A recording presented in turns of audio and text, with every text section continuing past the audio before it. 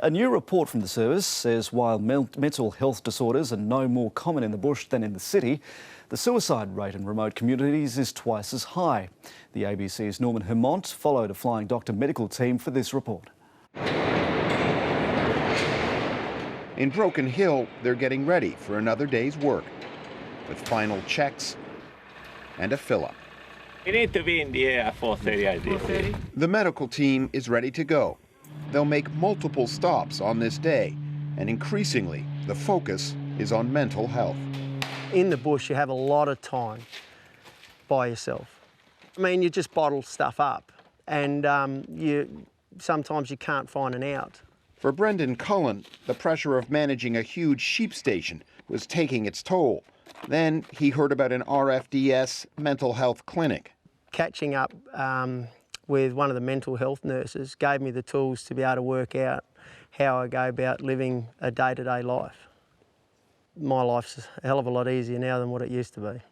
A new report from the Royal Flying Doctor Service looks at the state of mental health in remote and rural communities. There's no difference in the prevalence of mental health or mental illness between city and bush, but people who live in the country get less access to care and they become sicker. Distance and isolation are huge challenges. For those living with mental illness in the bush and the outback, the Royal Flying Doctor Service is a lifeline. Each year, it flies hundreds of people experiencing mental illness out of remote communities for treatment. From 2013 to 2016, there were more than 2,500 medical evacuation flights due to mental disorders.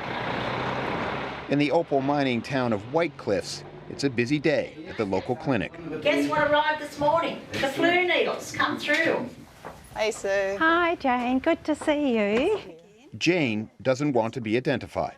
We haven't caught up for a little while, have we? She's reluctant to talk openly about the help she's getting. Without them, we would really be lost here. For Jane, it's something she tries to hide. Well, in a small community, it's not wise to talk to other people in town, and mental health it does carry a stigma. Back on his station, Brendan Cullen says he sees that attitude changing in the bush. People get wind that someone's had a mental health problem. People talk now, as opposed to, let's go back 5 years even, 10 years. It was a closed book. The RFDS says to do more, it's going to need more money and recognition. The challenges of treating mental health in remote Australia. Norman Hermont, ABC News, White Cliffs, New South Wales.